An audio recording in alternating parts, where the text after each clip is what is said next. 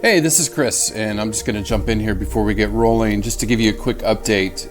This week, I am actually in New Zealand. I'm actually staring at downtown Auckland at night. It's beautiful here, even though it's a bit chilly in the winter of New Zealand, and Angie's actually traveling back to Michigan. So we talked about how to cover this week, and we decided to go ahead and release our very first Patreon episode that we did on Cheetah. We thought by releasing Cheetah, we could actually show you the quality of episodes that we're releasing out on Patreon.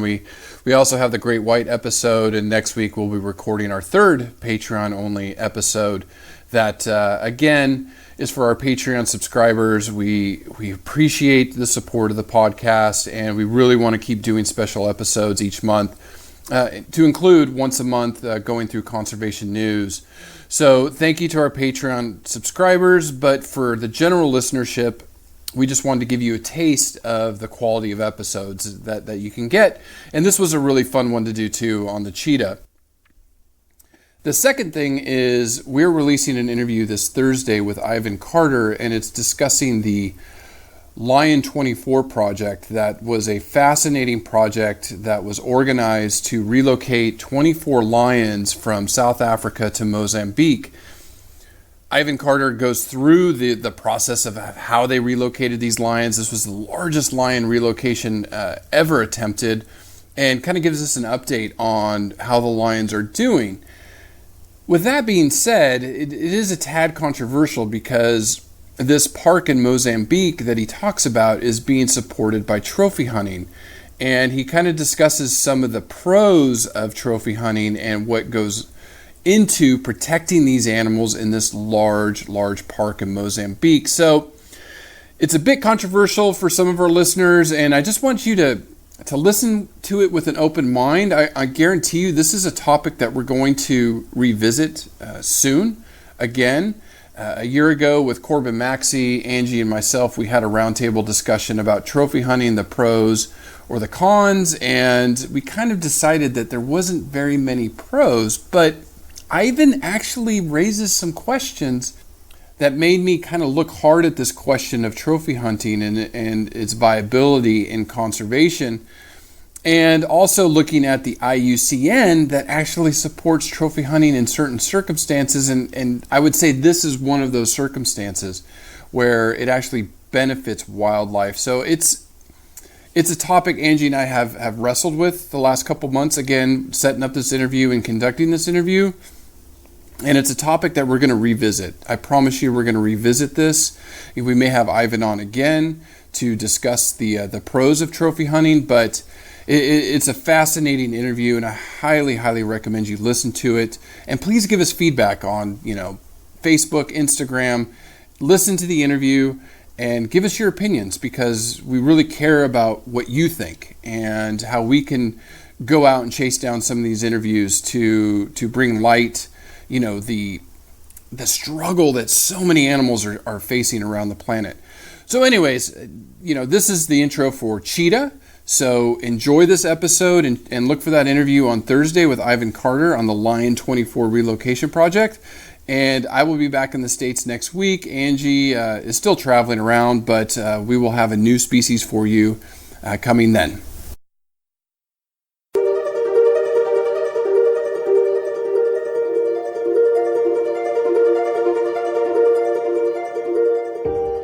Over 7 million different animals inhabit our planet.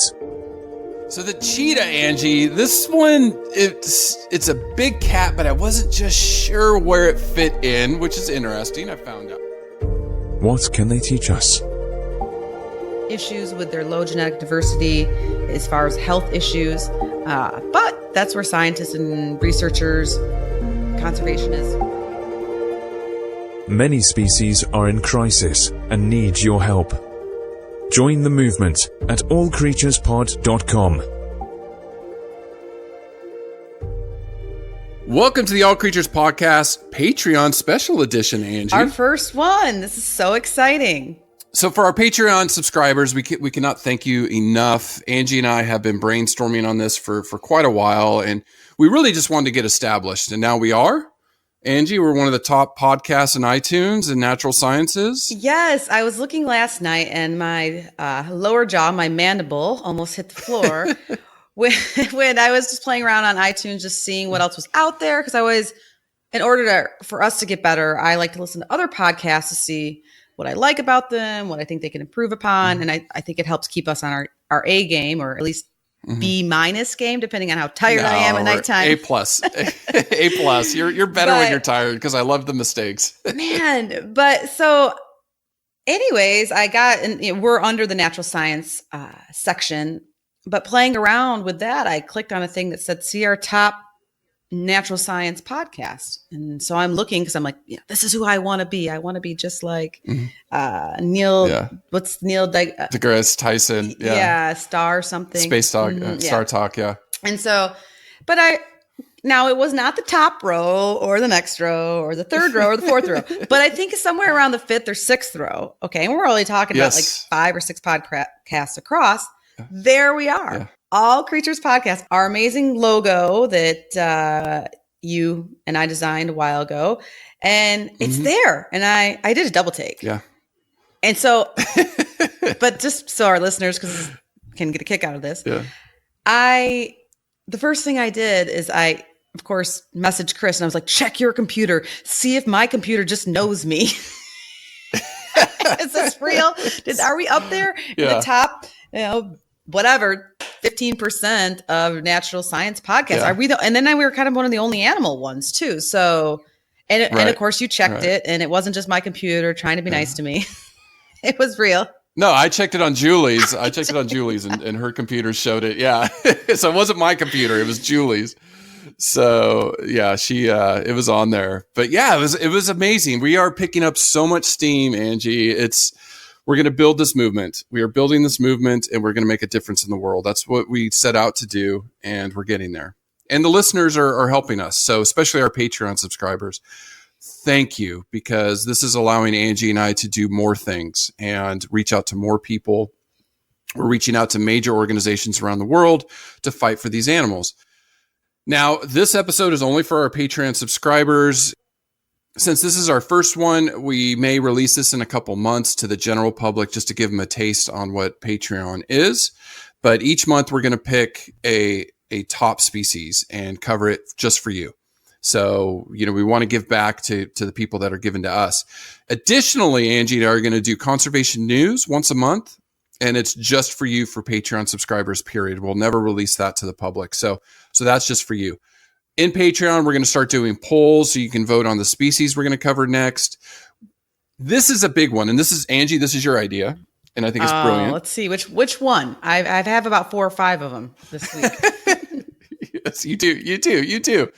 But Angie said, I want to give back to conservation organizations. So Yes, this was since our inception 2 Yeah. years ago, when I sat down across the table with you back when we used to record in your house together, and we were in the same city and same state, right? The good old days.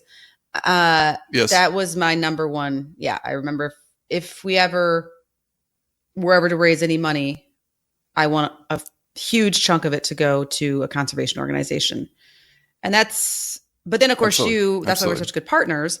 You helped me further develop that idea into saying, well, why should we pick it?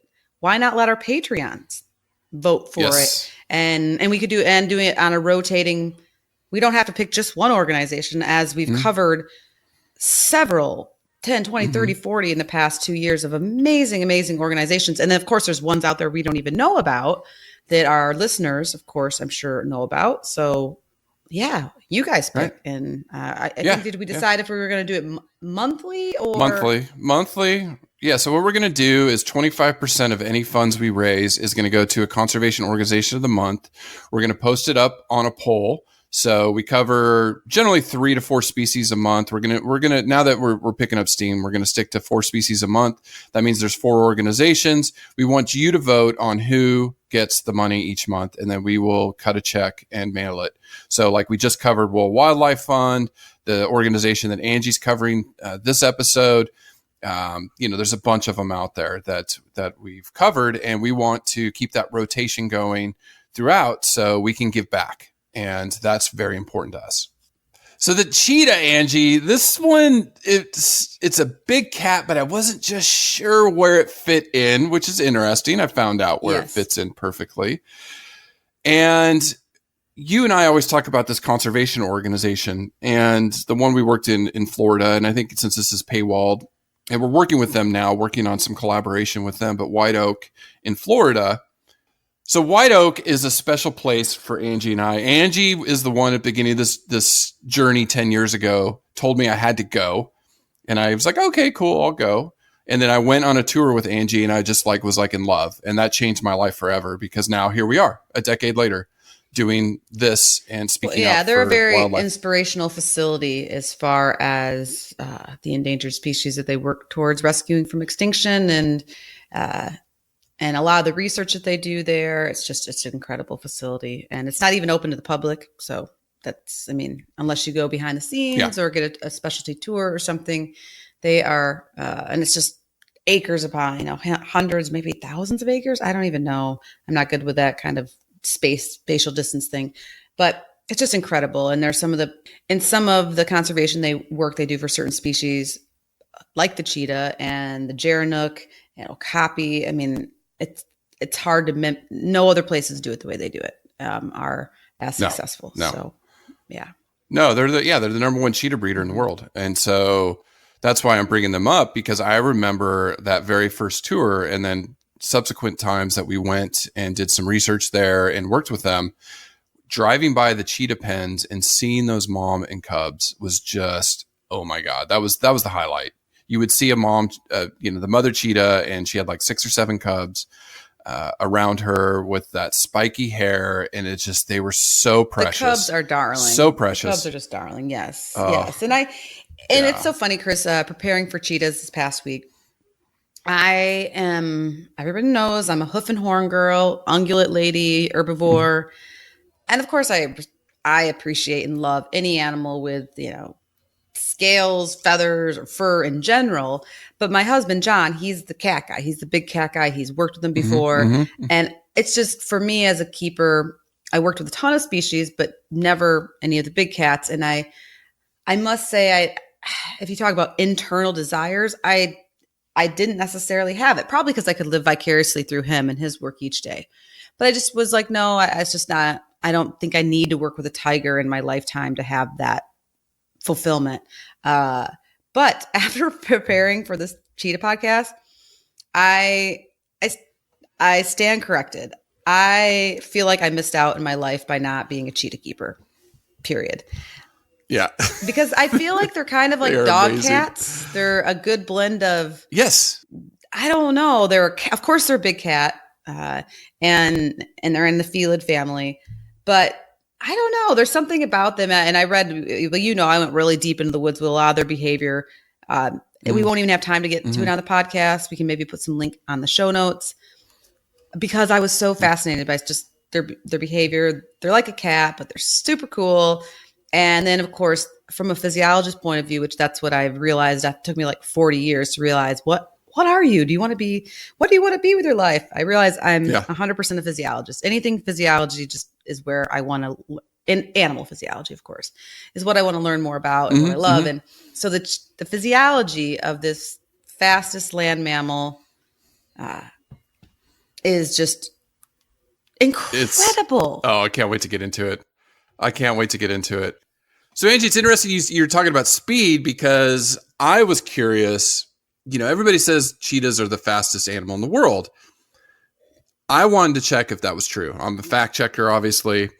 So don't answer, because I'm sure you probably know, but are cheetahs the fastest animal on Earth?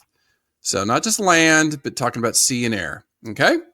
So it's pretty surprising. And where the cheetah stands, if they're number 1 or if they're number 10, we don't know. We'll find out. I will definitely stay tuned the whole episode. I'll be here. I hope so. So, describing cheetahs, again, most people know who these charismatic animals are. They're not quite the large cat, but they're not small either. And they're about the size of a leopard, right? Yeah. About 125 pounds. So that's my post-baby dream weight. Not mine. God, I'd be nothing but a skeleton. Yeah. So, but yeah, no, they're definitely a lot lighter in weight, and then also just in their build, which is part of one of their secrets to their aerodynamic speed, right? So, definitely small, much lighter than what a lion's going to be, 400 pounds, more or less, give or take. So, yeah. Siberian tiger, 700 pounds. Yeah, much lighter. Yeah. Yeah, and they're long, slender bodies. I mean, they're built for speed. They've got these really long legs with semi-retractable claws. Yes, we'll talk about that when we get to the speed. Yes, I learned some fun facts that I can relate to buying my son soccer cleats. So stay tuned for that. Yeah, like Cheetah. So golden yellow or tan coats, the black spots. Yes, right? Definitely Yes, Chris, and somewhere somebody said about 2,000 black spots. I feel like I'd have to fact check that, but we'll go with that for now. Let me start counting. 1, 2, 3. No, it would take this is all we do for the Patreon, right? We'll just count spots on how many spots are on a cheetah. So yeah, 2,000, that's a lot. And then they have that white belly underneath. What I loved, Angie, I didn't really realize this. They have black rings around their tails. It's just something you didn't think about. You saw them, spots, but they've got a ringtail. Definitely. It's very unique, I would say, as far as to have spots and almost rings or stripes too, right? More or less. Right. And then what cheetahs make cheetahs so adorable too is just like those black teardrops coming down from their eyes around their muzzles. Yeah, Chris, they call it the black lacrimal, because I guess lacrima is for eyes. Mm-hmm. And it's this thin, narrow stripe that goes from their tear ducts all the way down, outlines the side of their nose, and then down towards their mouth. Yeah, it's gorgeous. They're beautiful cats. They're so beautiful. Yeah, it really makes obviously I'm not an artist and I don't paint. It'd didn't inherit that gene from my late grandmother Sarah, but if I did, they'd be a fun one to paint because maybe it'd be a good one to start with because they do have such this iconic character. The characteristics of their face are very clear and dynamic, right? Right. Especially with those black lines that run down from their eyes. And then they got these cute little tiny ears. Yep. Yeah. And their ears are small and rounded. And they have, of course, a little lighter color inner fur on them to contrast the posterior side, which has a black patch within the main dorsal color of the individual. It's just really cute. That, and their heads sit higher on their bodies, like kind of they can telescope around, especially in tall grass to look for prey. So about 80 inches long from nose to tail, or 2 meters, which is more than me. I'm 77. So that's 6 feet, 8 inches for them. I'm 6'5", so I'm 77. They weigh, like you said, 70 kilograms or less, stand about 32 inches at the shoulder, or 80 centimeters. So not small. No, definitely not small. No, but not Siberian tiger size. No. no, which would be scary because they're so fast. I know. Well, I don't think they could be that fast if they were that size. And that's what we'll talk about when we get to the physiology of their speed section. Angie, looking at their range, it makes me a little bit sad. And again, we always try to bring the good news here to this podcast, but when I look at their historical range and then I see where they are today, it really makes my heart sad because they ranged from India all the way through the Middle East. So Iran, Iraq, Saudi Arabia, down into Africa. The only places they really didn't range is parts of Central Africa, probably really dense jungle, or Western Africa, because they can't run, through dense jungle. And then you look at their population today and you look at where they're at today, and it's horrific. It's really bad. Yeah, it's the IUCN always does a nice graphic of the historic range in one color and then in another shade of that color. They'll do the current distribution, and this one socked me in the gut more than most. I agree. It was just really it's just really sad. And when we get to their behavior, a lot of it's going to make sense because they do have a very large territory. When I get to behavior, some of it will start to make more sense because they do require a large area to hunt and be a cheetah. So, and we all know, of course, with our ever growing human population and habitat loss and things like that, that are inevitable for the most part as the human population grows, and we need to feed more people and house more people and have roads, places. I mean, it makes sense. It's just, and overall, the cheetah is considered vulnerable by the IUCN. However, several subspecies are critically endangered. And like you said, they live in very, very small pockets in either Africa or in Iran, actually. Iran. Yeah. Yeah. And Small so, population. and yeah, I mean, it's really only been in the last 40 years that the range has shrunk down so much. And in the past 100 years, we've lost 90% of the world population of cheetahs. 90%. So sad.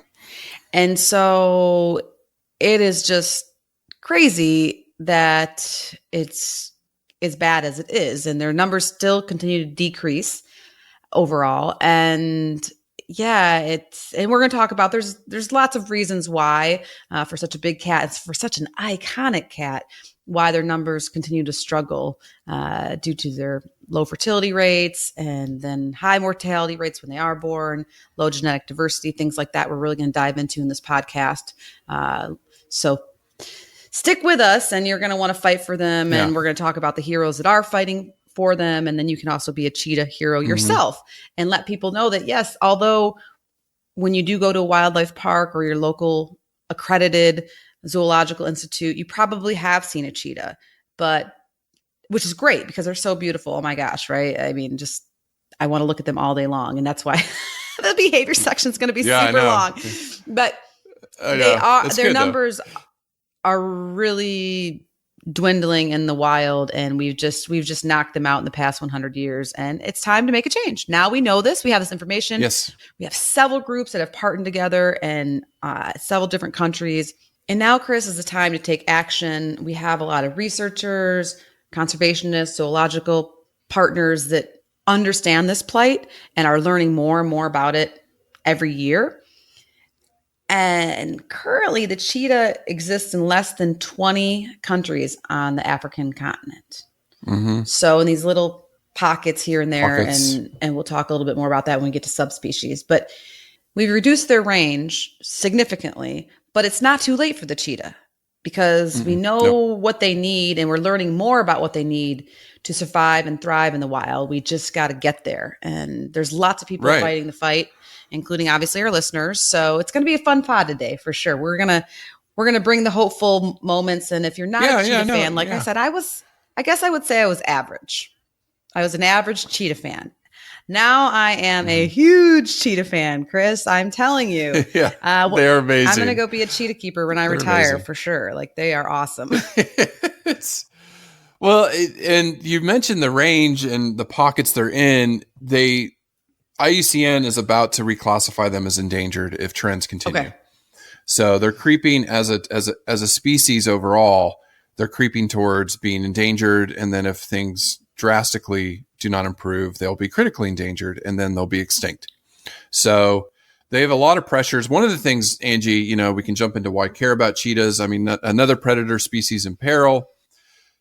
They have very low genetic diversity. Now, I used to think that was because of us. I thought it was because of poaching and driving the range. It actually dates back much further than that. That the reason cheetahs have such low genetic diversity is during the last ice age, there was this huge die-off of megafauna. Mammoths went away, saber-toothed cats went away, all those things went away. Cheetahs almost went away. And so they were down to a critically low population, somehow survived. And so for the last 12,000 years, they have come back in numbers. Now they're back down low again. But, things we see with cheetahs today, poor sperm quality, they're having some, susceptibility to infectious disease. You see kinked tails. There's all these genetic problems that they still have. And this has been going on for thousands of years. Why I care about this, Angie, not just for the cheetah, but think about all the species we've covered in the last 2 years. And we talk about losing genetic diversity. Northern elephant seals down to 100, vaquita, who's going extinct, but they're down to 10 to 20. We talked about Przewalski horses. We know they have trouble. They were down to 12. So this species is teaching us what's going to, that's why I think they're so important to study and understand that even though they're here and there are a few thousand now, their low genetic diversity, this has been going on for thousands and thousands of years. So these species in peril now get down to these critical low numbers. Cat ball langer, you just tagged me on a post with them. They're up to 60. Now we can see what it's going to look like long term. Yeah, the species can survive, but even after 12,000 years, they still have this low genetic diversity, which is what we're fighting to prevent, right? AZA, SSPs, all these things. Right, exactly. And you bring up such a good and critical point as far as why to care about them. I mean, there's a bazillion reasons. They're the fastest land mammal. I mean, my gosh, and we'll talk about their maybe. Maybe Maybe they are. They accelerate faster than the Corvette my dad used to own. Anything, for goodness sakes. I mean, it's just insane. And so, but yeah, and the other thing that's fascinating about cheetahs, and you touched on it with their first global die-off 12,000 years ago, but even crazier, you know how cats have 9 lives, right? The cheetah actually survived a huge reduction in their genetic diversity 100,000 years ago first. Oh, wow. I didn't see that one. Okay. Yeah, no. Well, it's only recently come out as far looking at their DNA and understanding how they're all interrelated, all that crazy science. It's a little bit above my head, but I try to read these papers and educate myself here and there a little bit. Yeah, at this time, 100,000 years ago, the big cats lived alongside the puma in what's obviously now North America before migrating across the Bering Strait into Asia and then Africa, where they live today. And researchers believe that this journey was punctuated by a regular population reductions and limited their gene flow as they projected in these other territories. So the cheetahs then, to get over into Asia and Africa, had to resort to some inbreeding to survive. So that was the first time it happened 100,000 years ago. Okay. I don't think it wasn't as severe as the one 12,000 years ago, right? During the Ice Age, the one that you first mentioned. Yeah. That was just like global collapse of the population. Right. But yeah, so I mean, that's why I'm hopeful. These critters, like you said, as far as to study as a model of survival, these cats have fought tooth and nail 2 major extinction events that we know of, that researchers can talk about and understand. Come on, guys, let's not be their third, for goodness sakes. Like, what are we? I mean, like, come on, let's get it together. And there's, like I said, we're going to mention the groups that are doing amazing work for them and helping them survive this reduction in their population and potentially thrive. But I believe that we can do it. They did it 100,000 years ago. They did it 12,000 years ago. And yes, they do have some issues with their low genetic diversity as far as health issues. But that's where scientists and researchers, conservationists working together, teamwork through multiple different agencies can come together and help work through that. So hopefully. Yeah. So I have my fingers crossed. They're, like I said, they're my new favorite big cat for sure. No, they're amazing. They're amazing and beautiful. And it's a good lead in a little bit into evolution. We've covered this in tigers, lions, not bears. Oh my, but we did leopards. Soon, very soon. So the evolution, begins with all these carnivores 62 million years ago. That's the Miacids. We've talked about that. That's what's given rise to all of today's carnivores. Now, the cat family tree, cheetahs do not belong in Panthera, which is our big cats, our lions, tigers, snow leopards, leopards, and jaguars, right? They belong more in the puma. You already talked about that part. See, it all makes sense now, right? Yeah. So their closest relatives, cheetahs, are the cougars or pumas. And then the jaguarundi was one. Then if you kind of branch out that tree, you go to the felis. So you have the black-footed cat, sand cat, domestic cat. They're more related to. then the lynxes and bobcats. So it's been a while to trace back that tree to where they even come close to Panthera, the other big cats. So that's why cheetahs have evolved to be so unique.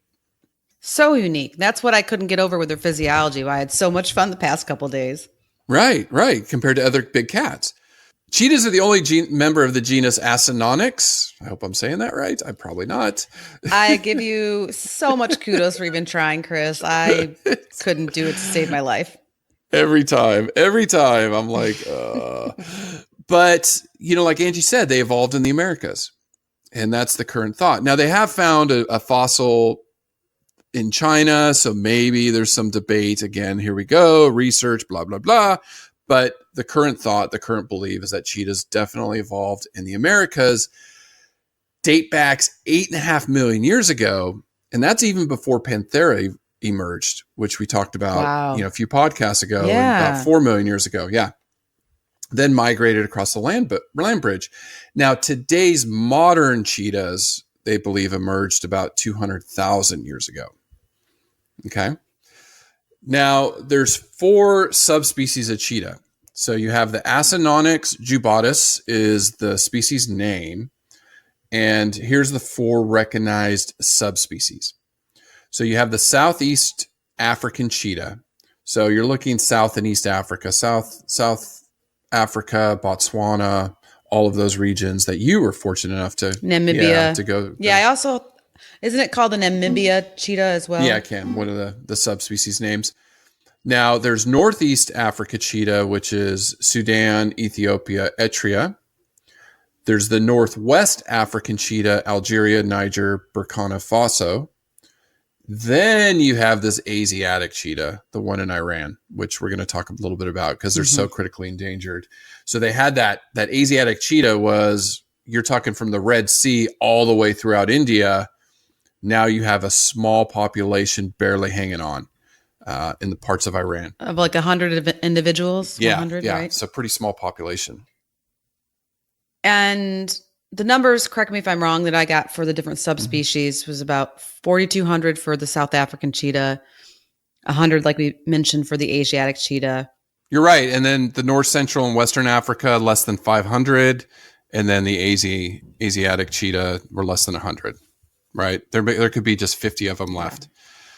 Now, I did find the largest cheetah-like species, and the reason I bring it up is because they run so fast, right? So, if you saw this, I still think, I don't know, what's the one animal besides the elephant bird that blew us away? There was the bear cat thing that was like the size bigger than a horse. It's just, it's huge. It's like a big cow with claws and teeth. So the largest cheetah species, they found a fossil that dates back about 2 million years to the Republic of Georgia in Central Asia. And this is what they consider the largest cheetah ever to live, and pretty stout.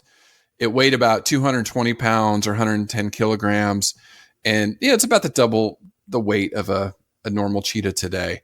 So pretty big, and they could run super fast. So that's a big, big kitty. Yeah. It's a big kitty.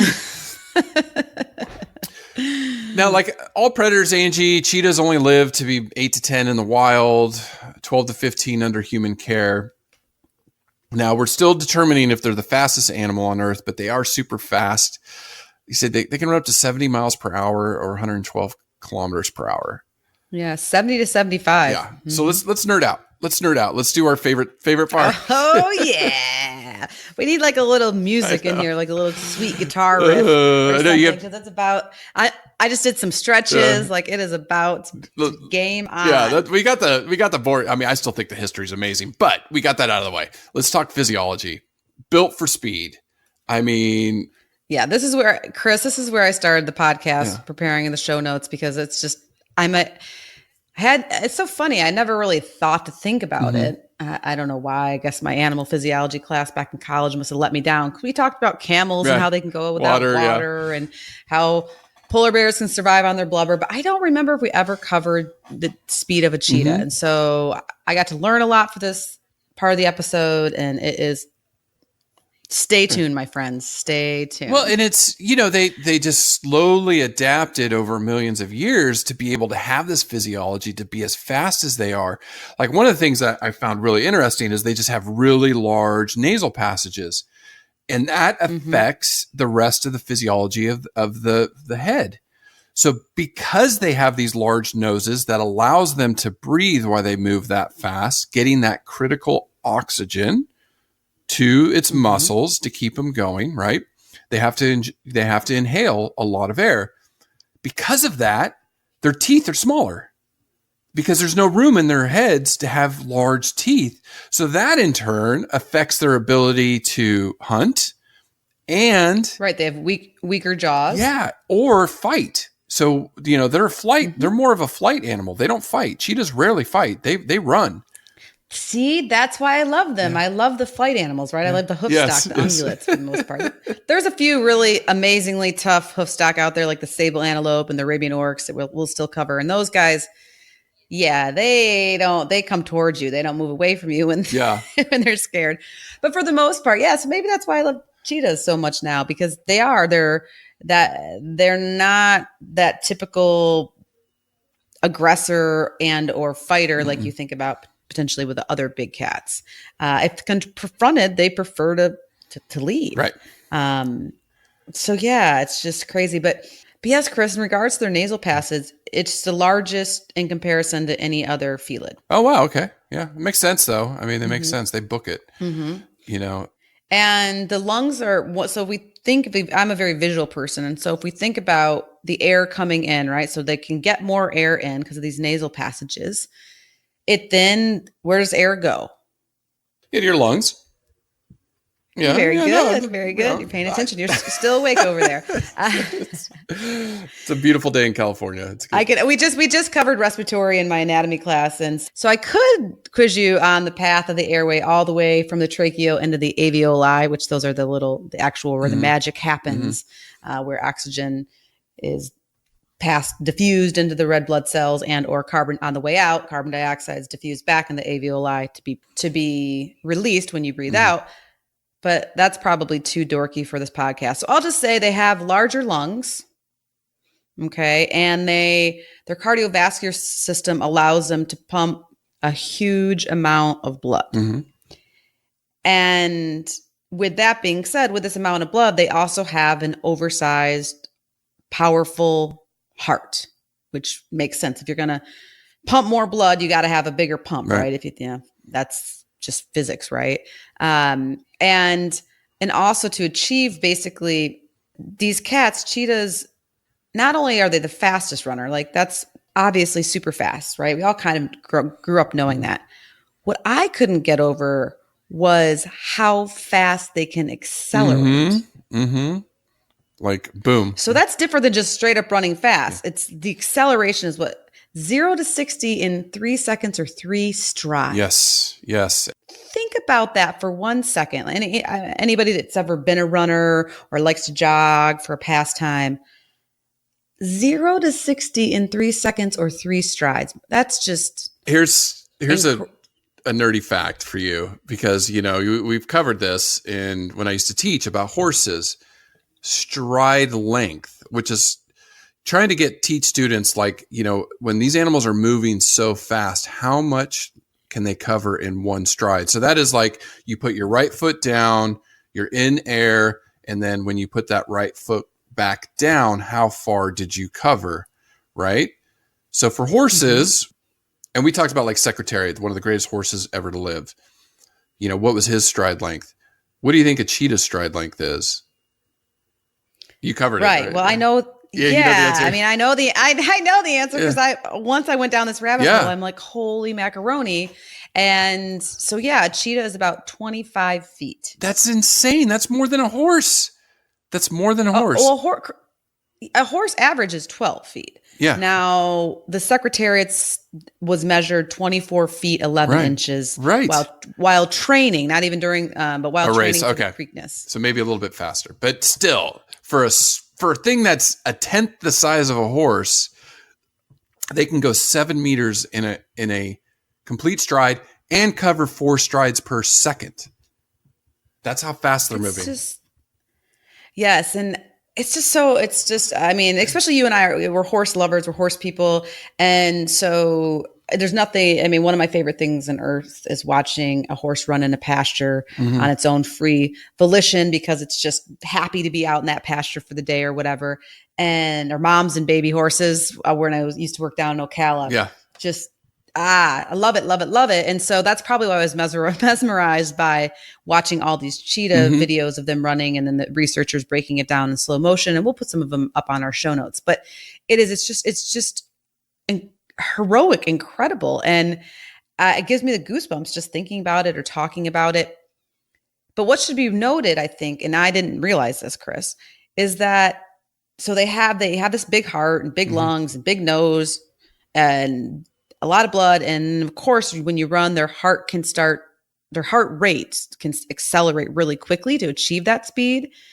But they can only maintain that speed for like 600 yards or 550 meters, because they basically almost overheat. Their body is working so incredibly hard, just churning out the heat, right? To produce those muscle movement. We'll talk about muscles here in a second, but it's just incredible. And they get too hot and they have to they're hot and winded. I mean, I can't even imagine. I run like, I don't know what, 5 miles an hour, 6 miles an hour, 7 on a good day. Right.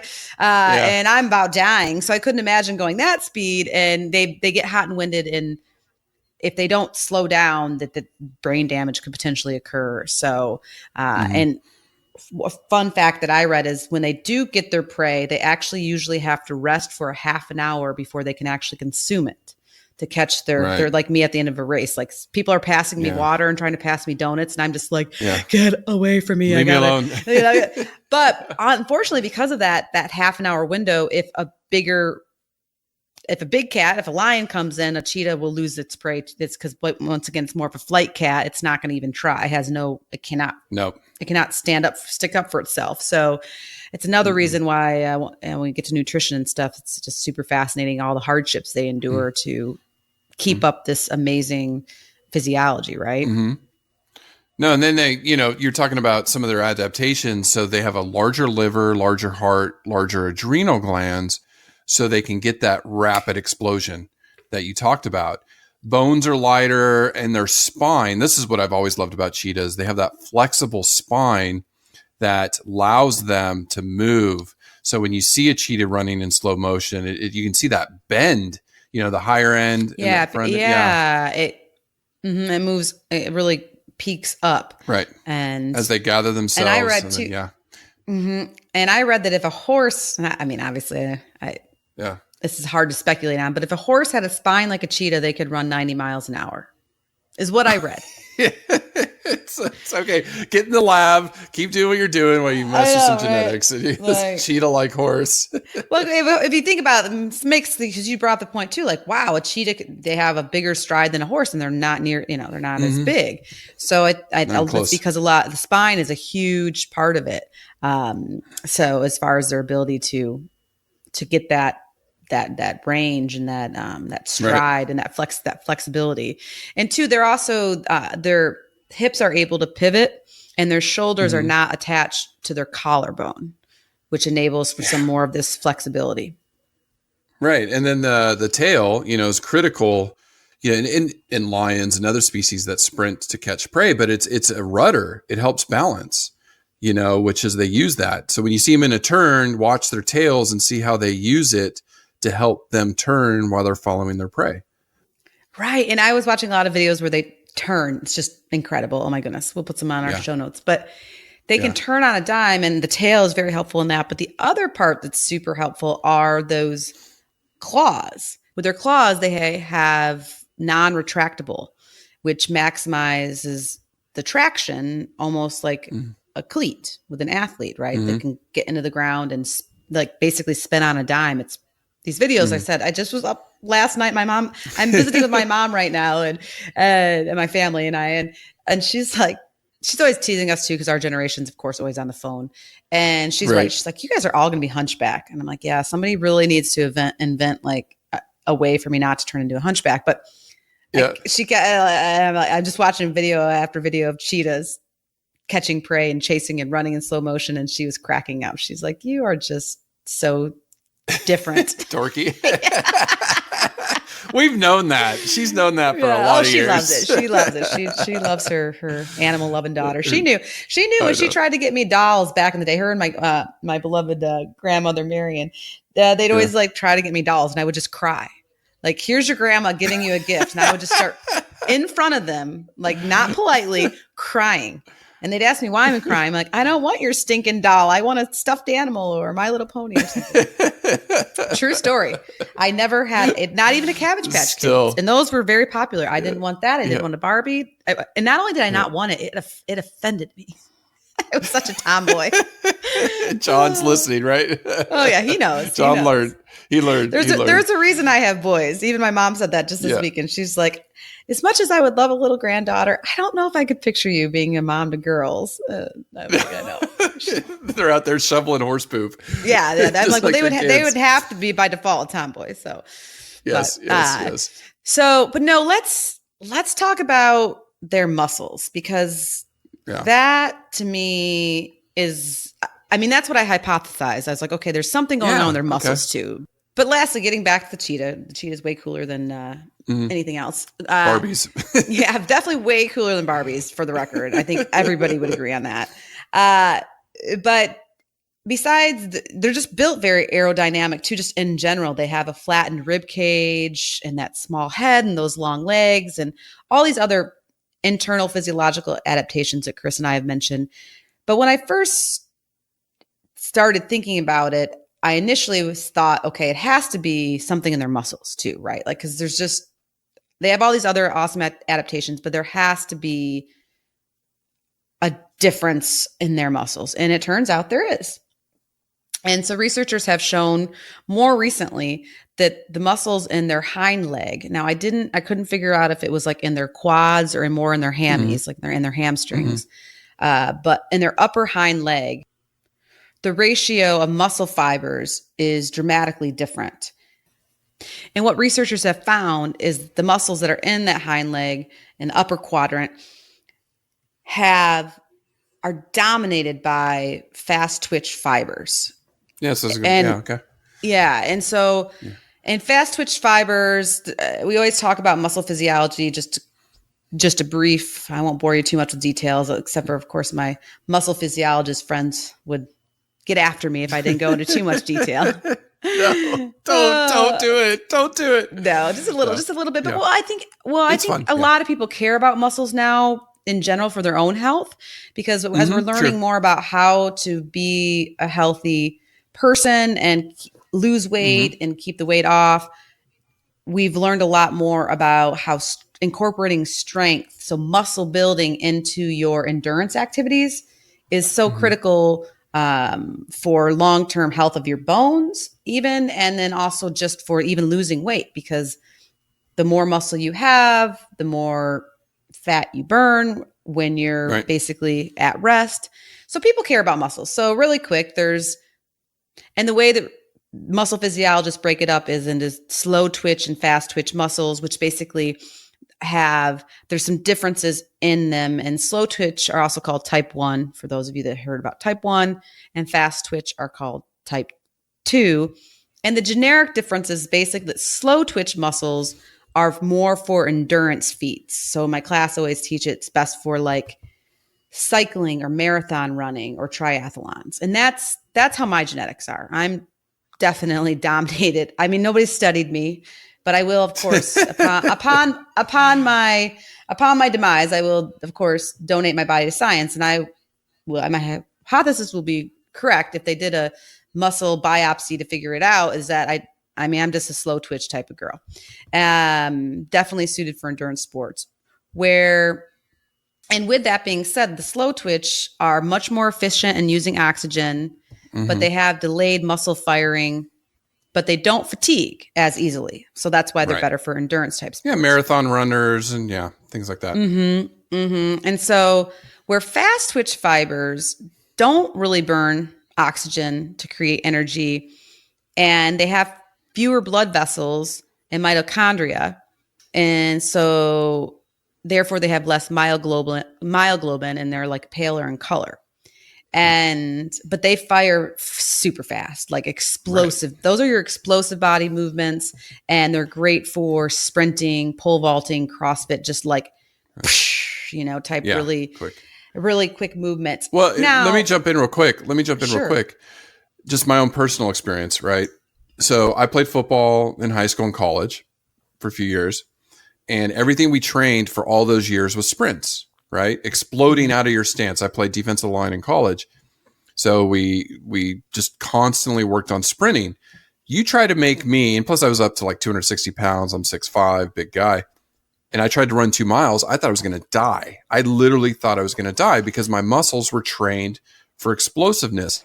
Right. Now, but you were in great shape. Isn't that crazy? I was in great shape. Yeah. I was in phenomenal shape. I wish I could be in that shape again.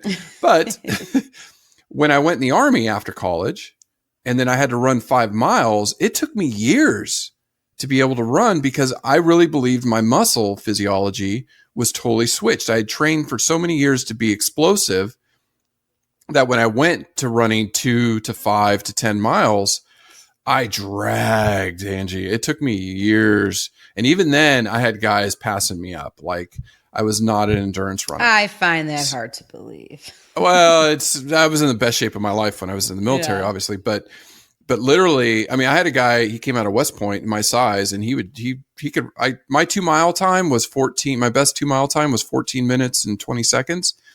He was my size. He was doing it 12 minutes. No problem. Wow. Just zipping by me. I was like, you bastard. Oh, excuse me. I shouldn't say that. So that's, I mean, the difference between, from the human standpoint.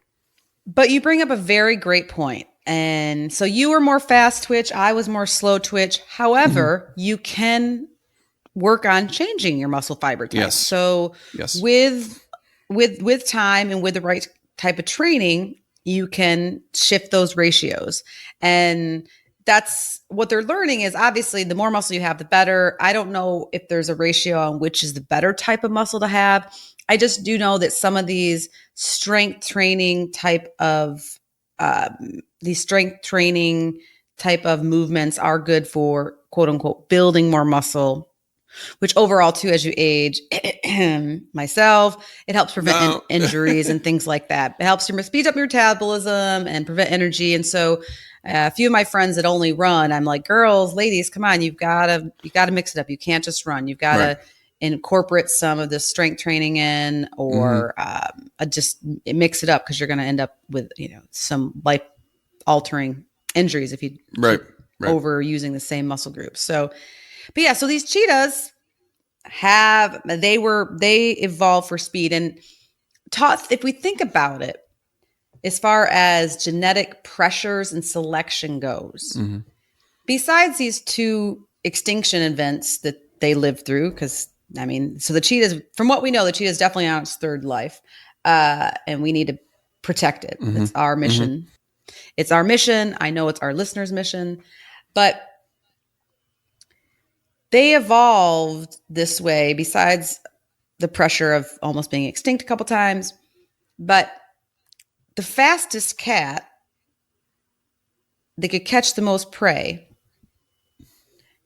would pass its genes along, right? If you're not fast or not faster than the other guy, when there was a lot more cheetahs roaming around and there was probably a lot more competition for food, that's who ends up breeding, and those genes get passed down the next generation. And through this millennia, over and over, the speed, they just got selected for speed, incredible speed for a land mammal that most land mammals don't really compare. So it's really it's such a unique animal. I'm just blown away by the cheetah and their physiology. They're amazing. And Chris, the cool thing is with science is this was recently proven that it's all about your genes. We always say that, it's in my genes or it's in her genes. And of course, you and I dork about nature versus nurture and things like that.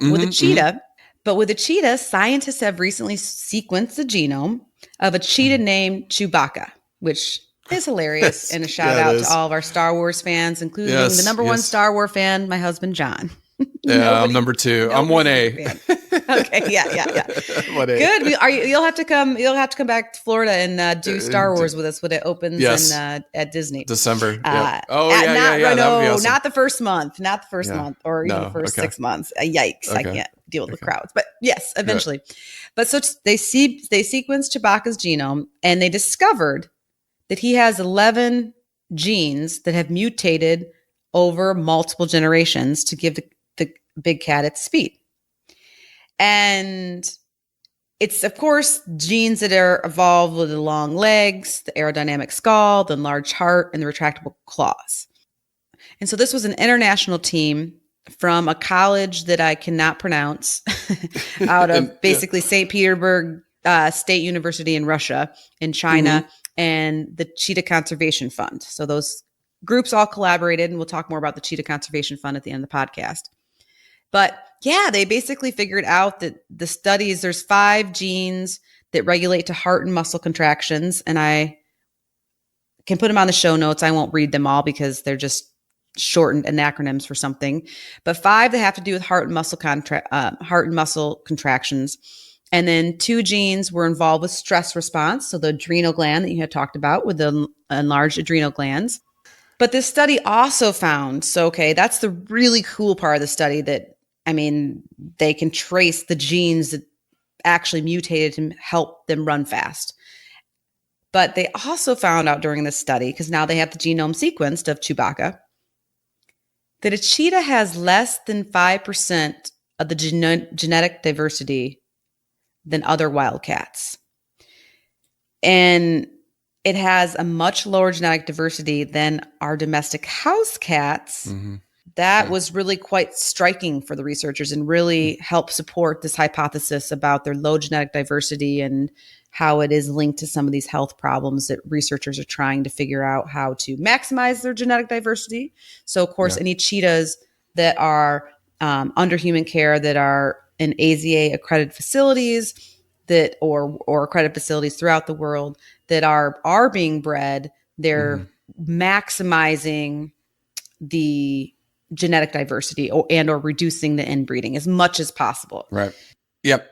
Now, looking at what they eat, cheetahs have a pretty variety diet. Small antelope, obviously springbok, and impala, gazelles.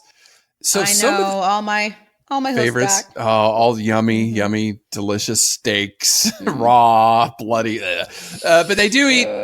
They can catch the young of like warthogs, kudu, oryx. Ooh, I wouldn't want to mess with an oryx. Wow. Sable antelope. So yeah, or they'll sable. Heck no. Yeah, or they'll eat some birds and rabbits. Now, cheetahs are primarily diurnal, so they hunt in the early morning, late afternoon. Probably not the heat of the day, like Angie talked about. They get so tired, and they depend more on sight than smell. They like to climb up on like termite mounds or rock outcroppings to kind of scan the horizon. Then they'll get into about 90 meters or 100 yards of their prey, and then boom, they're gone. They explode out of their stance, and their chase lasts only about 20 seconds. Right. Yeah. Well, that's all their heart. That's all they can take. All the body can handle. Yeah. Now, what is interesting, Angie, compared to the other cats or big cats, half their hunts are successful. So that's pretty good. Right. Yeah. We just talked about tigers a while back. 5 to 10% of their hunts are successful. We saw lions are 15 to 30 something percent, depending on where they live.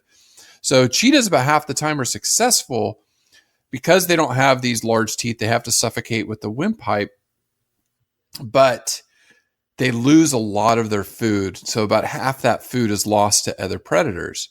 So like you said, they have to sit around for 30 minutes to recover, and they eat as quickly as they can because lions, hyenas, maybe even vultures can drive them off. Now, the sad thing, Angie, I was interested in this and trying to find some data on cheetahs being killed by other predators, as competitors. Mm-hmm. And the cubs can be killed by lions, hyenas, honey badgers. Come on, honey badgers. Honey badgers. They don't care, Chris. They don't. Honey badgers don't care. They don't care. Wild dogs. And then this one, Angie, secretary birds. We got to throw this one up on the list some point. secretary birds Absolutely. will eat cheetah Mhm. cubs, you bastards. What? It's like, don't eat those things. They're the cutest. They are the cutest. But so I thought, okay, lions would be the biggest threat, like we saw in I think it was Disney's Africa Cats episode, and the mom's like leading the lions off because she's worried about her cubs. I thought lions would be the biggest, threat. And actually, it's not true. Less than 6% of cheetah cub deaths are caused by lions. They actually get along pretty well. They don't really get into it too much. So some of these other species, probably hyenas, honey badgers, why? I love you guys, but come on, honey badger. It's like, I love you, honey badger, but now that knocked you down a couple notches after I read that. I was like, yes, you get knocked off, move down the line a little bit. Yeah. But anyways, really cool stuff. And I know you're itching to talk behavior. I know you're itching. Oh, yeah. I mean, absolutely. It just because I read a whole 4-page paper on it, and we can put it on the show notes. Nobody else will read it. It's classic. Yeah. It's from 1974. Yes. That's what we call classic in the industry. It's the year my husband was born. Oops, I probably shouldn't say that on air. He's a classic. Yes. But no, as you mentioned, they are a diurnal hunter, which means they'll hunt during the day, more so early morning and late afternoon. And what's interesting about cheetahs, similar to tigers, is they are solitary hunters, except for when they're living in a coalition. And so what happens as far as their social behavior goes is a cheetah in the wild is divided up into 2 groups, usually the family group, so the mom and her cubs, and then males. And it's pretty unusual for a male cheetah to live alone. They usually live with 2 or 3 other males in this male coalition, which is usually brothers. So I can actually envision you with your brothers. They form their own coalition. They go off. It's a small group. They will hunt together, sometimes for life. They'll claim their territories together, and it may overlap female territories. It may not. And these related coalition members spend a lot of time in proximity. They're often seen grooming each other. With their territories, this is, I think, a really critical, important part to understand as we talked about these smaller populations of fragmented cheetahs, is that female cheetahs that were studied in the Serengeti roam something like 320 square miles or 829 square kilometers. That's huge, right? That's a lot of space. And when young males leave their mom and the brotherly sibling coalition, they will go as far as about 300 miles away, if they can, to form their own territory.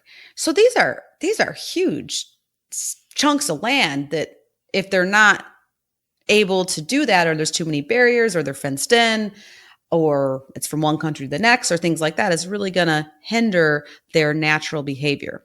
And so that's what researchers are trying to understand too with these wild cheetahs, as far as how much land do they really need in order to successfully produce offspring and have them live and be viable, and can their territories in the wild do overlap some, but like how much is too much, things like that. But the general take-home message for me was like, wow, they need a lot of space. We should be working towards preserving what already is there, and at least minimizing more habitat fragmentation or habitat destruction. And so we talk a lot about cat behavior as far as in the wild. They're actually probably one of the more boring species to see if you ever are on safari, because they're going to spend a lot of the day resting. Yep. And they really, the exciting videos of them hunting and chasing down their prey. I think of those videographers probably from National Geographic or BBC, and I'm like, how long did they have to wait to get that? Like, right, cats probably weren't doing much, right? But it is pretty cute when they do interact with each other. They will often groom each other, of course, a mother and her cubs, or a breeding pair. And the thing that's cool is with their communication is they do this totally different noise that's called a yip or a yelp, and then something called a chip or a chirr. And it occurs for up to 20 minutes continuously until the cheetah's reunited with its partner. or the female will actually use these chips or chirps or yips or yelps to locate the cubs if they've wandered off. Let me pull up a vocalization of a cheetah calling.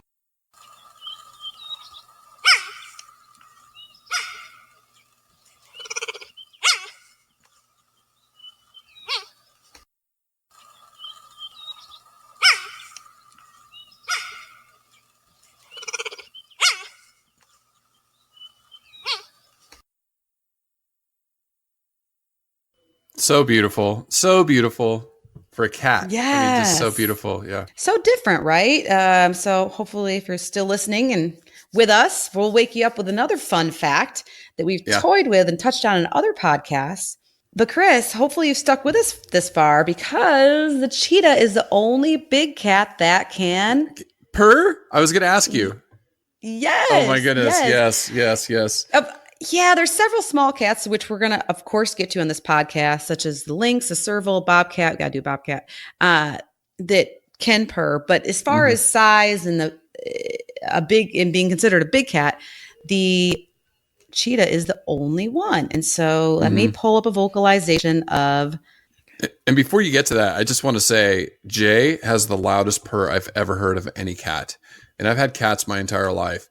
Jay purrs like it echoes in the room. And it warms my heart because it just means he's so happy. Okay, so now take that and imagine this, just the beautiful face, the iconic face of the cheetah with the small rounded ears and the lacrimal black lines and its polka dots. I mean, there's children's books written about cheetahs. So picture that in your mind right now and check out this vocalization of a cheetah purring.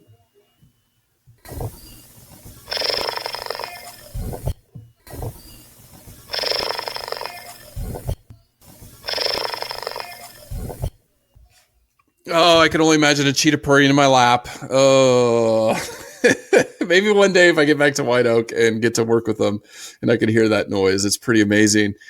Speaking of White Oak, so let's talk about repro, how they breed in the wild and, some of their strategies, things like that. Well, Chris, the general breakdown of cheetah reproduction is that cheetahs in general are promiscuous in nature. So really their only limitation for males is having accessibility to females in the wild. And males are only going to associate with females for breeding purposes. And sorry, Chris, the male cheetah does not. I'm sure. He's a deadbeat dad. He doesn't provide any paternal care. No. And he'll mate with as many females as possible. And so, but they will breed throughout the year in the wild with the majority of copulations, and for example, in the Serengeti occurring during the wet season. And so when it is the season and a female is an estrus, the male will perform the Flehmen response, which we talked about in horses. But in cats, remember, we've all probably seen our house cat do it when they smell something weird. It's just more of an open mouth instead of like curling up their nose as we see in horses and other hoof stock. So they open their mouth to basically take in some deep smells of pheromones to check to see if the female's an estrus. They'll also sniff and lick genital areas, maybe a little bit of nipping. But what's really fun was dove deep into the courtship behavior, and we'll put the paper that I read on the show notes, this one from 1974. And those papers, these are people that are recording courtship behavior in cheetahs in the wild for the first time. Okay, about 40 years ago.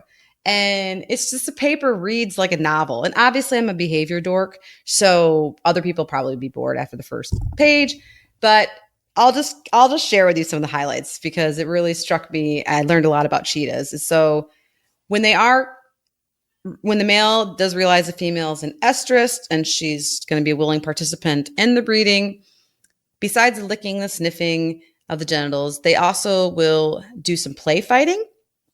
And the female will often run from the male with her tail up or like in a curled over position. So she's like running away, but like not really, right? Not obviously, we know she could probably outrun him or run fast. So they're not really running fast. She just has her tail up position.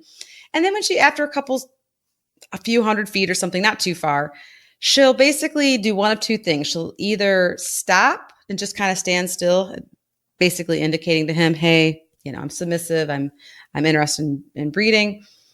Or she'll do what's called a flop response. I don't know why. That just makes me laugh. And this flop response is where she falls to her side in a gesture of submission of like, okay, handsome, let's get to know each other better. And so I just love it. So I just love this flop response. So she does that. They copulate. And of course, in typical cat fashion, copulation is quick. And then after they breed, the male, as he leaves, so typical of a cat, she will, listen, wait for it. I'm giggling hard right now. Yeah. She will swat him on the side of his head as he walks away.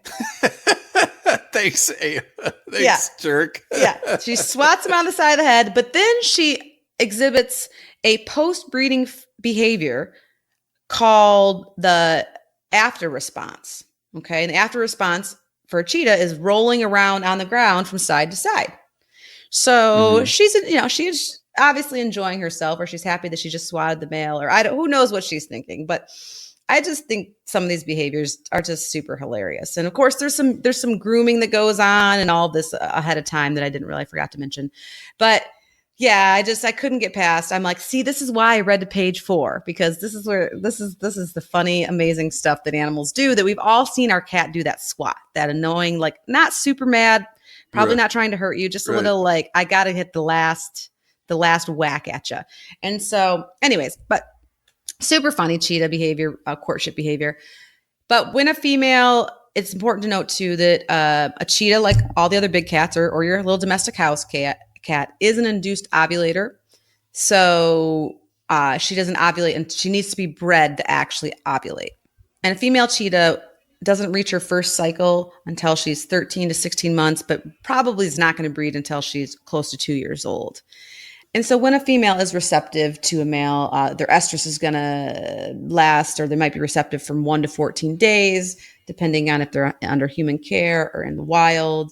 And there's, like I said, there's limited evidence of seasonal breeding, but it depends on where they live and a lot of these other factors that have made cheetah breeding in under human care really difficult for a lot of institutes. And I know that they have a lot of this courtship behavior, and there's a lot of territorial of like who's in what coalition and who's and what's going on. And so I remember when we were at White Oak, they were explaining to us some of the magical and amazing and researched ways that they were able to mimic a lot of these wild behaviors in order to get the cheetahs to have interest in each other and to get the females in estrus and things like that. And they just need to be applauded. And people from all over the world go to workshops there to learn. And of course, part of their mission too is to help educate other people. They're not trying to like hold their secret measures, but I remember there was like a lot of exhibit switching to get the males, females interested in the male and the male interested in the female, and all of this, if you will, for the more or less rigmarole to help induce them and excite them and things like that. And so it's just, they do amazing work there. And when a female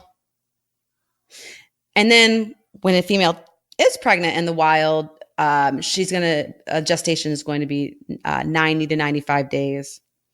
The young are born, obviously very small. Their eyes open 4 to 11 days after birth. They start walking around 12 to 13, 2 weeks after their eyes open. And they're only about 250 to 300 grams. So that's itty bitty when you're born. Yeah, they're tiny. And a little bit bigger when they're under human care. And a litter of cubs is going to be up to 8. But in the wild, the average is 2.6. Yeah. And infant cubs, as you mentioned in the very introduction of this podcast, are just ridiculously adorable. They have this thick gray mane on the nape and their shoulder area that functions as camouflage from predators. It goes away after about 3 months, but it's just charming. We'll put some pictures on our show notes. If you've never seen a cheetah cub, you haven't lived.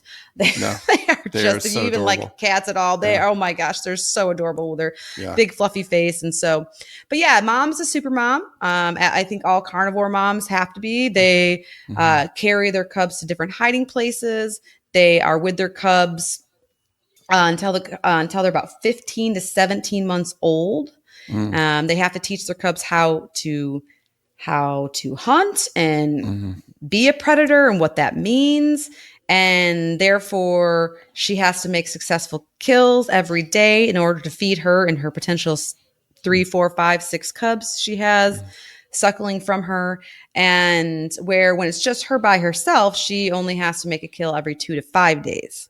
So when we talk about parental, maternal investment, it's tough.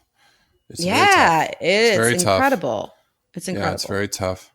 So one thing you mentioned, we talked about cats, and the penis of the male has those spines, right? So that's same with the cheetahs, and that helps, we think, induce ovulation as it rakes the vagina as it comes out. I think that's why she swats him. She's like, "You SOB, that hurt." She turns around and smacks him. Here, you can feel what I'm feeling, So, but just cats in general are just incredible, how their bodies and physiology works. Now, like we mentioned with conservation, we listed the numbers already. Southern Africa is really their stronghold with over 4,000, 6,800 adults in the wild total, which is nothing, absolutely nothing. So let's talk about the Cheetah Conservation Organization that you selected. Yes, Chris, I'm really excited about this week's conservation organization. I selected the Cheetah Conservation Fund. It can be found at cheetah.org. Just type in the Cheetah Conservation Fund and it should come right up. But it's a non-profit-based organization based out of Namibia, which is a gorgeous country that my friend Allison has traveled to a lot, and I haven't, so it's on my bucket list for sure. But the Cheetah Conservation Fund is an amazing conglomerate of international affiliates that focus on basically raising awareness and support to saving the cheetah across its entire range. So not just in Namibia or anything like that. And the Cheetah Conservation Fund was founded by Dr. Lori Marker. And if you'd like to learn more specifics about the Cheetah Conservation Fund, there was an amazing interview that our buddy Corbin did on his podcast, Animals to the Max. If you haven't checked it out, check out Animals to the Max. Great interviews. Corbin is hilarious and passionate and educated. He's he's a close friend. Yeah. Good friend now.